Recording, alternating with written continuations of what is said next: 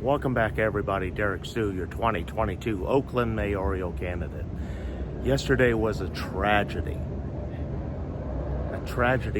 that so many children lost their lives, and two more adults were shot down at school.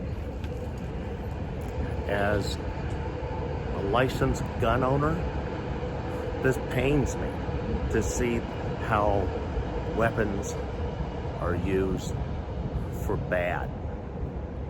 I've always been on the right side of the law, and I want to let you folks know there are ways that we can restore control on these guns, and they used to be in place here in California, but then the NRA eroded a lot of those laws that prevented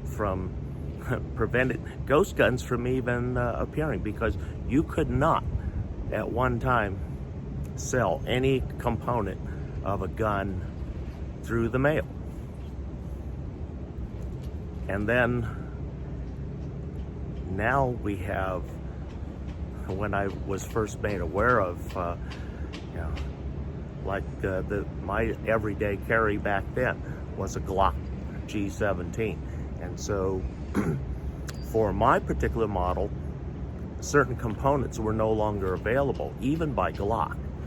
And that was because it was a special service duty weapon that I was issued as part of my work in counterterrorism. And so I had to modify my weapon, but because I'm a FFL, I am also obligated to report those changes, which I did document. And so all of those were recorded, and it provides a trail.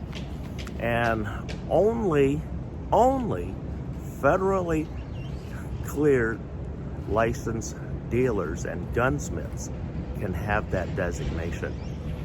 One of those gun dealers was right here in the Bay Area, known as Traders, Tony Cucchiera.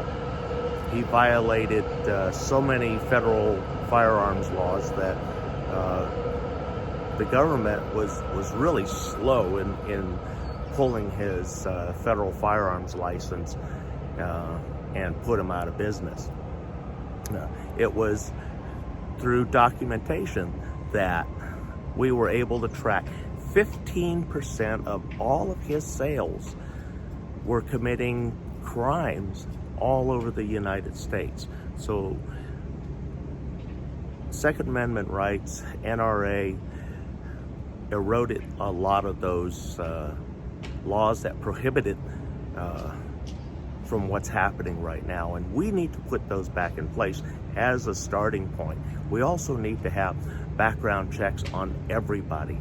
We also need to find out who has guns, who doesn't have guns. So there's a lot of different things that we can talk about and begin the conversation. As a counterterrorism specialist, I know what needs to be done, and I can get it done, and I know what's fair and what's right. Thanks for joining me today, and my heart goes out to everyone in that schoolyard or the school tragedy there, all 19 families and the 2 adults. We're deeply saddened, especially those of us that fight to protect our people.